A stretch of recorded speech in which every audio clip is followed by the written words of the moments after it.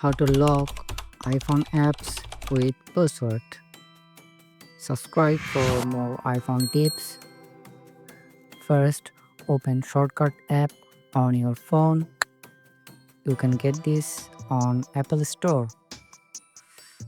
Tap on plus icon at the top. In the search bar, type lock screen. Tap on lock screen. Now go back and tap on automation at the bottom. Then tap on new automation.